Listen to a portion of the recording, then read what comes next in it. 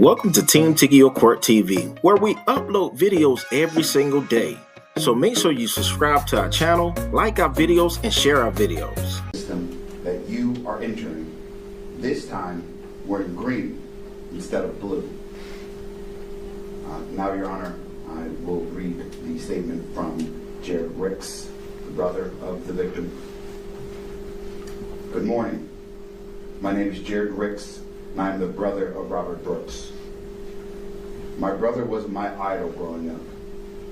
He was wise beyond his years, had a heart of gold, and lit up any room he walked in. I will not allow these fateful final moments to define his legacy. Over the last 11 months, my family has felt so many emotions.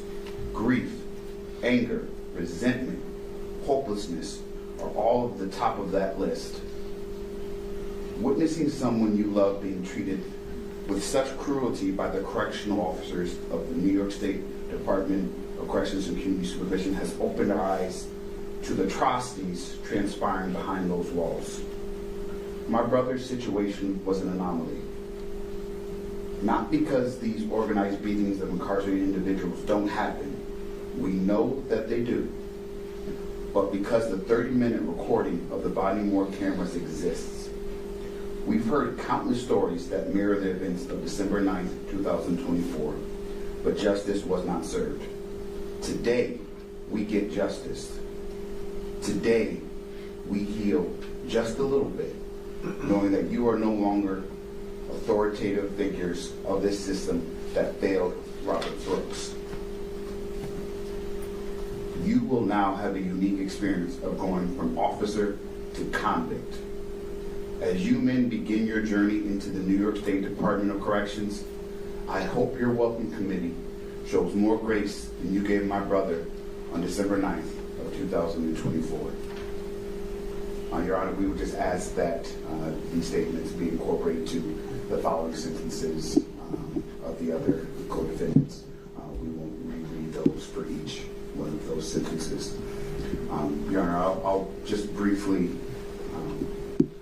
follow up with a statement from the people. And Judge, obviously there's not much more that I can say that the family, Mr. Ricks and Mr. Brooks, haven't already. And it is important that we now get to shift our gear to the focus of the victim and what happened to him. This entirety of this investigation and this trial and these pleas and sentences were focused on the defendants. They're focused on their atrocities and their actions. And I think Mr. Ricks and Mr. Brooks appropriately stated who their father, who their brother was. And that's important to know. It's because in their image, in their eyes, we get to see the man that Mr. Brooks was. We get a sense of who he could have been, not for him coming across these individuals. When we circle back to the beginning of this investigation, we get a deeper look into the Department of Corrections and what goes on in the correctional facility. And unfortunately, Mr. Brooks came across Mr. Freena on that date.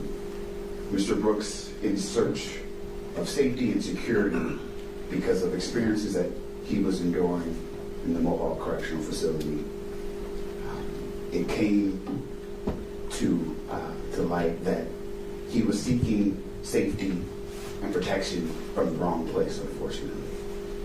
That when he received that welcoming committee, it was not from the individuals that were supposed to be protecting him, and yet it was those individuals that became his abusers.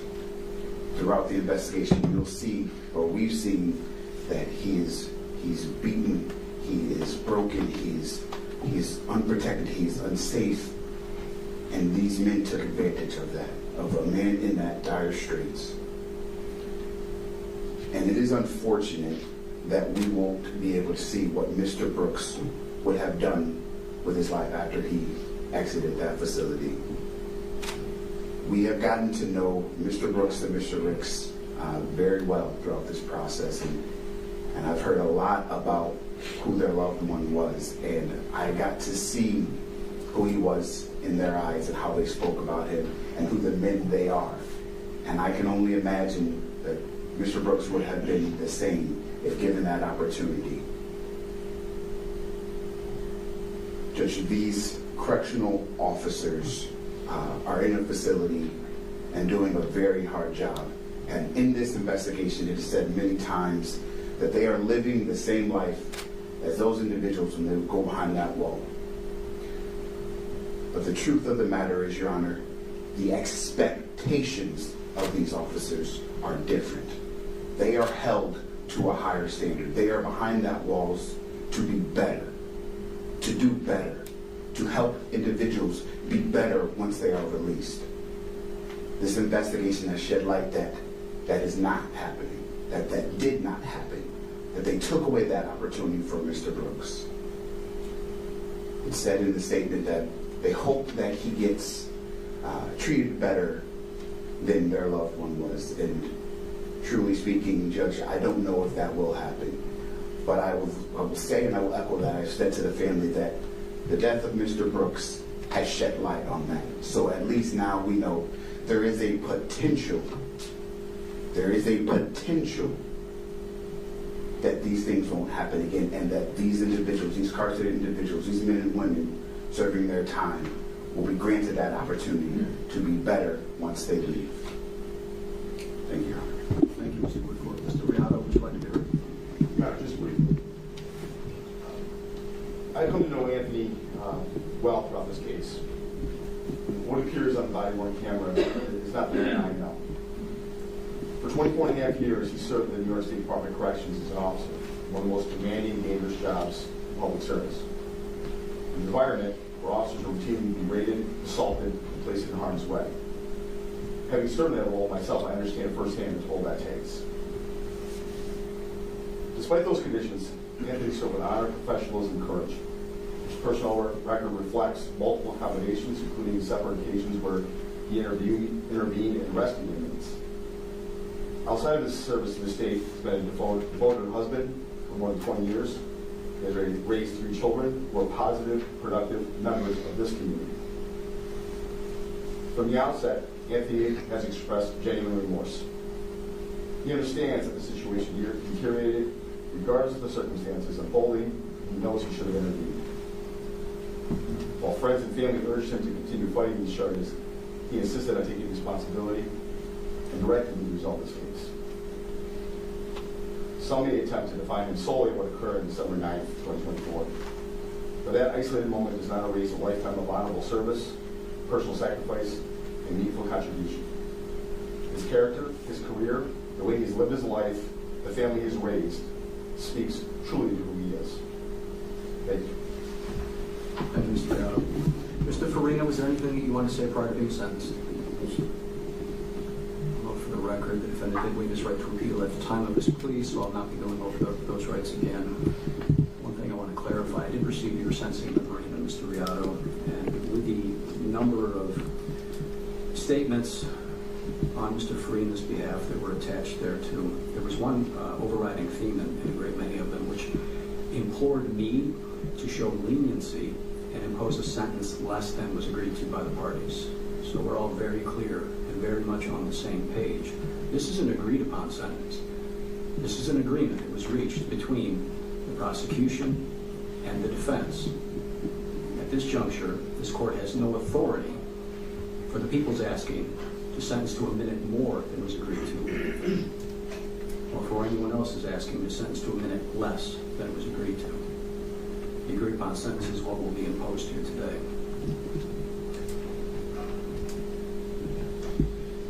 As to the conviction for manslaughter in the first degree, the defendant is hereby sentenced to a determinate sentence of 22 years in state prison. In addition, there is imposed 5 years of post-release supervision, along with a mandatory surcharge, crime victim, and DNA fees, which will total $375. The defendant is committed for the term of the sentence.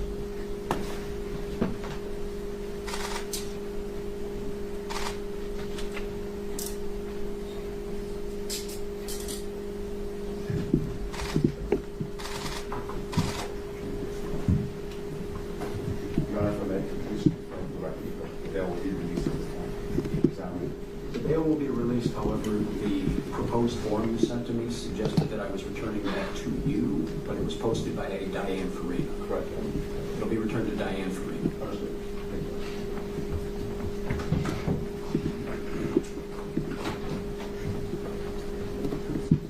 Nicholas Angelo.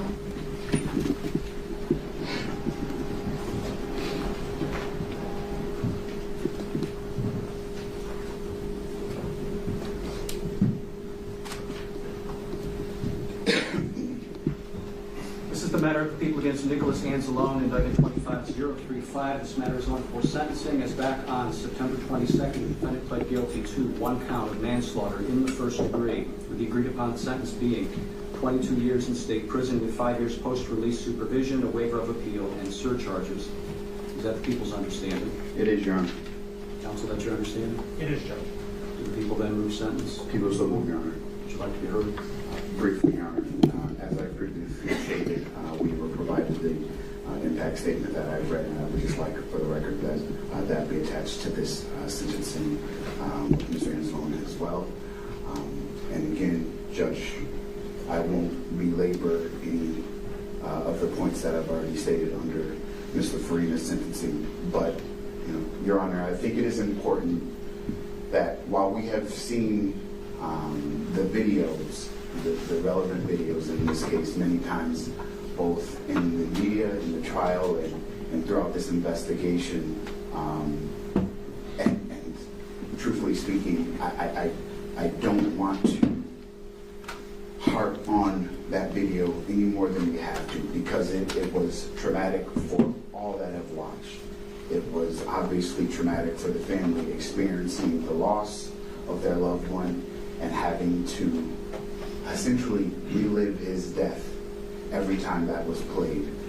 And I don't want to add to that, but there is something important that needs to be noted as it relates to this defendant in reviewing that video. And it isn't necessarily all of the violent attacks and assaults and abusive behavior that he inflicted on the victim. Your Honor, what is really troubling and what really affects the people in this situation is the face and expressions of Mr. Anzalone during that assault. Of all of the defendants and all of the individuals that were present and or assisting in that assault, Mr. Anzalone seemed to be the one that got enjoyment from it. There seems to be many points during that assault where it was not only gratuitous, but it was enjoyable. And that is one of the most concerning things about this case and the Department of Corrections as it stands right now, and the atrocities that go on in those facilities. That there are individuals like Mr. Anzalone who aren't trying to maintain order, that aren't trying to restrain individuals for safety of other officers or other incarcerated individuals, but are using force because he can, because he enjoys it, because they are at his will.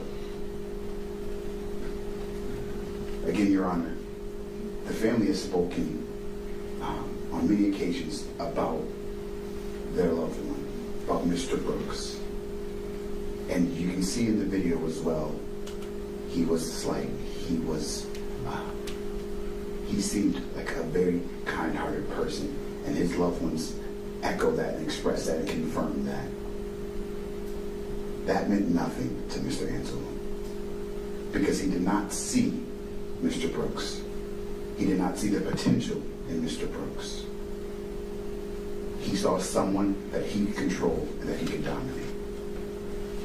That is what's troubling about this case and this investigation and this defendant. And it was stated in the impact statement that there's hope that he is treated better than Mr. Brooks was, and that there is a potential or a hope that he doesn't get the welcoming committee. And I do hope that as well, Your Honor. And I do hope that he is afforded an opportunity to be better and grow from his experience when he is inside. But truly, I fear that he will and has learned nothing. Because a person that we saw do what he did on that video and take the pleasure in that is someone that I don't think is redeemable at all. And I think that his time inside is for the benefit of this community, because the community and others needed protection from him that Mr. Brooks couldn't get. Thank you. Counsel, would you like to hear before sentencing? Briefly before comments, Judge, I have character reference letters that I previously provided this morning to the district attorney's office. I wonder if we'd be able to ask that they accompany the pre-sentence report along with them. Are those above and beyond what was already forwarded to me by email? Mr. Sofranco had forwarded them. Yes. Do you know when that was? Apologies. Yesterday. I've been being peppered with those one after another right through yesterday, and I did attach each of those to the pre-sentence investigation already. Perfect, Judge. Then I appreciate that. The other aspect is there's, based on medical conditions in type 1, that we have some letter from his endocrinologist that has to be in the accompanying the pre-sentence report as it goes with him to the prison. You're welcome to attach that as well. Thank you, Judge. Go ahead and hand it up to the officer. Yes. I'm going to make comments, Judge. I was going to really wanted to talk about, in all this time I've represented Mr. Anzalone, not just him, and echo comments that Mr. Riotto made about service and character, having met his client for so long. I was going to talk about Mr. Anzalone's family, and I'm going to do that briefly, but in direct response to the comments, I've been speaking to Mr. Anzalone for months before even the finalization of an investigation and ultimate arrest earlier this year. And Mr. Anzalone, who's standing before Your Honor, ready and able to be sentenced for the worst decisions he's ever made, takes no enjoyment in anything that occurred that evening. He's not that person, and in fact, I believe the pre-sentence report shows that, well, that's a decision that he made, and he's prepared and ready and will be sentenced for it, that the sum and character of Mr. Anzalone is beyond that as well. He's not solely that one incident. And in our system, many times individuals need to and are punished for what ultimately was the worst conscious decision that they made. But Mr. Anzalone takes no pleasure. Repeatedly throughout this case, it's been acknowledged in many ways, up to and including his conviction for manslaughter, that Mr. Anzalone never wished for Mr. Brooks to die. That he acknowledges his role in that cause. And that it's clear from the video about the intent to injure. And we're not in any way negating that. But Mr. Brooks' death and the horrific tragedy that is not something that Mr. Anzalone, in either his actions or after, in any of those moments, it takes any enjoyment whatsoever. The PSI is clear, the letters are clear as to his character outside and in the community. As I said, I could talk more about Mr. Anzalone, but I believe that's set up through those letters in the pre-sentence report.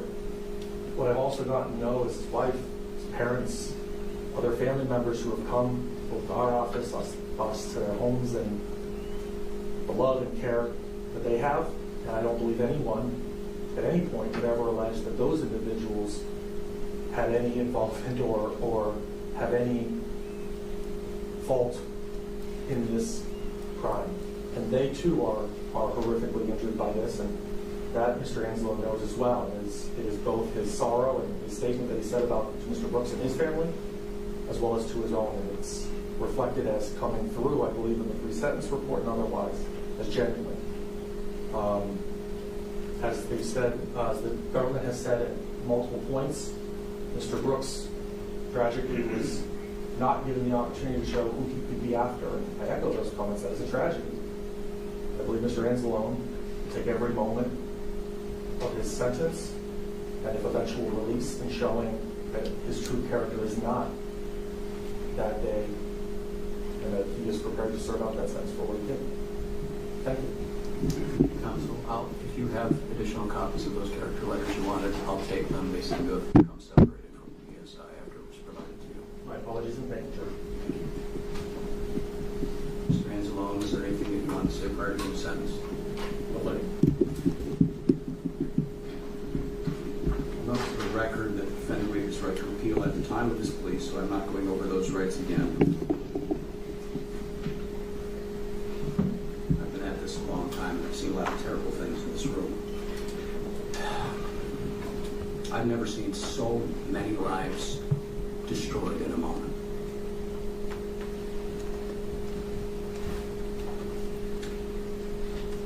The defendant is sentenced as follows. As to the conviction for manslaughter in the first degree, the defendant is hereby sentenced to a determinate sentence of 22 years in state prison. That is along with 5 years post-release supervision. In addition, there is imposed a mandatory surcharge, crime victim, and DNA fees, which will total $375. The defendant is committed for the term of the sentence.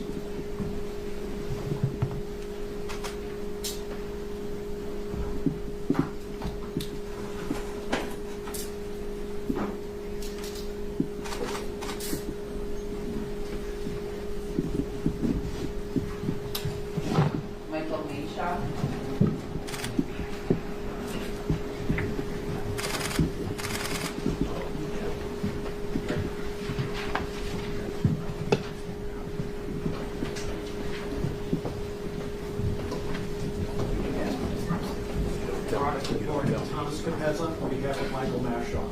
Good morning, Mr. Capezza. Oh, Mr. Capezza, you're being returned your client's passport. Thank you, Your Honor. This is the matter of the people against Michael Mashaw, indictment 25035. This matter is on for sentencing today. Back on September 22nd, the defendant pled guilty to 1 count of manslaughter in the second degree, with an agreed-upon sentence of 3 to 9 years in state prison, along with mandatory state surcharges. Is that the people's understanding? It is, Your Honor. Mr. Capezza, that's your understanding? Yes, Your Honor, and he has not waived his right to appeal. Correct. That's my understanding as well. Do the people then move sentence? We do, Your Honor. Would you like to be heard? Briefly, Your Honor. Again, we would incorporate the statements made by Mr. Brooks Jr. as well as Mr. Ricks. And this is a negotiated disposition, so I won't belabor many points here, but I do feel that the record needs to be clear that Mr. Mashaw was the sergeant that night. But more than that, he was the sergeant.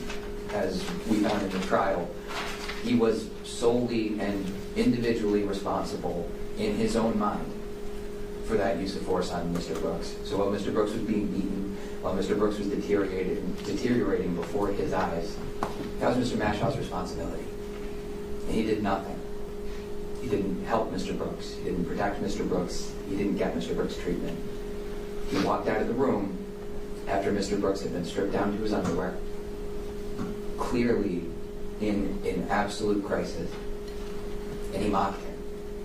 And we saw that, it was captured on video as he looked at Sergeant Tropoli, and he arranged his hands as Mr. Brooks' hands were being held up by his head while Mr. Brooks was dying. For all of that, Your Honor, while we understand that Mr. Mashaw never touched Mr. Brooks, he was deeply responsible. And it is important for all of us and for the justice system as a whole that he be held accountable as we've agreed that he would be today. He will deserve every second of the sentence that we will impose. Thank you. Thank you. Mr. Capezza, would you like to go to? Your Honor, thank you. Mr. Mashaw has accepted responsibility for what occurred, but there's much more to Michael Mashaw than December of that year. Michael Mashaw is devoted to his faith, devoted to his family, devoted to his friends, as evidenced by the character letters that came out, including two letters by 2 incarcerated individuals who credited Mr. Mashaw for his fine work in guiding them to a better life. The tragic events of December are not in dispute, but there's much, much more to Michael Mashaw than the events of that day. He accepts responsibility and he's prepared to serve his sentence. Counsel. Mr. Mashaw, was there anything you want to say prior to your sentencing? No, Your Honor.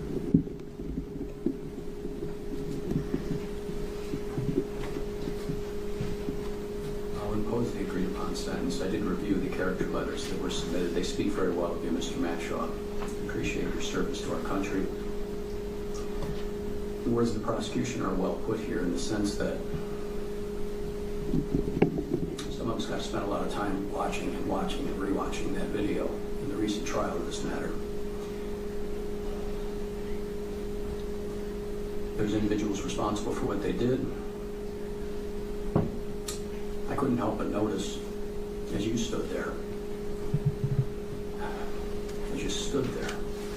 while this unfolded. The seal of the state of New York on one shoulder, the American flag on the other shoulder. You were there for us. You were the purpose.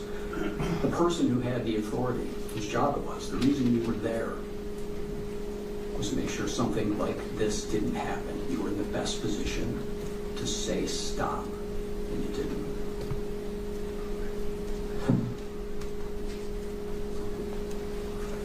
For the crime of manslaughter in the second degree, the defendant is hereby sentenced to an indeterminate sentence of imprisonment, having its minimum 3 years, its maximum 9 years in state prison. In addition, there is imposed a mandatory surcharge, crime victim, and DNA fees totaling $375. The offense committed.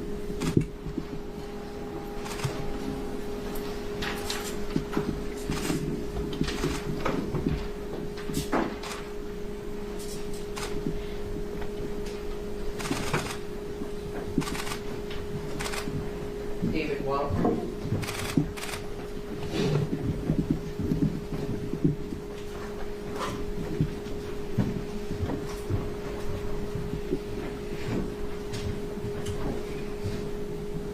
This is the matter of people against David Walters, indictment 25035. This matter is on for sentencing. Back on September 22nd, the defendant pled guilty to 1 count of manslaughter in the second degree, with the agreed upon sentence being 2 1/3 of 7 years in state prison, along with mandatory state surcharges. Is that the people's understanding? It is, Your Honor. Mr. Passalacqua, that's your understanding? It is, Your Honor. Go ahead and move sentence. We do. Would you like to be heard?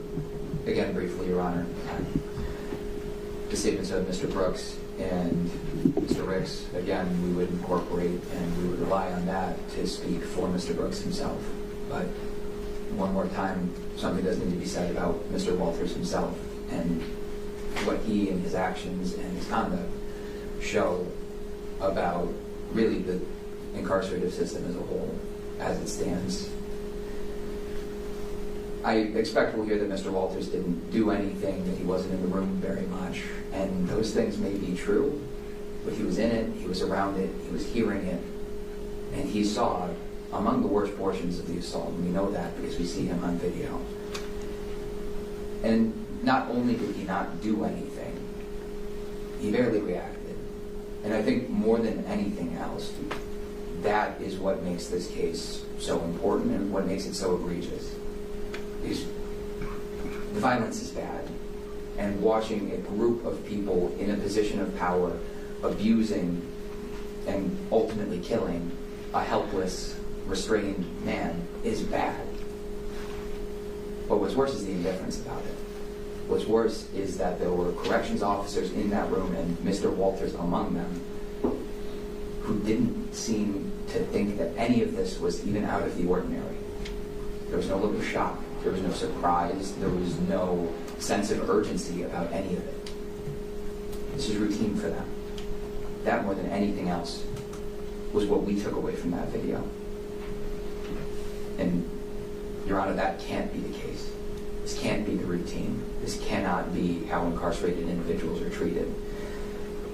And this defendant going to prison, despite not touching Mr. Brooks, won't bring Mr. Brooks back, but it'll disrupt that routine.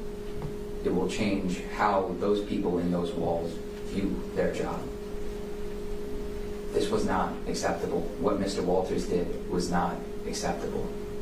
And he needed to be better. And going forward, I hope every corrections officer will be, because of what happens today. And we would ask Mr. Walters to be sentenced as agreed upon. Thank you. Pass the line. Thank you, Your Honor. At this point, I believe I've exhausted all that can be said with regard to Mr. Walters in this matter or in this venue. Thank you. Mr. Walters, is there anything that you would like to say prior to being sentenced? Oh, sir. And as to the conviction for manslaughter in the second degree, the defendant is hereby sentenced to an indeterminate sentence of imprisonment having its minimum 2 1/3 years as its maximum 7 years in state prison. In addition, there is imposed a mandatory surcharge, crime victim, and DNA fees, which will total $375. The defendant is committed for the term of the sentence. Your Honor, may I protest the PSI for the court? Thank you.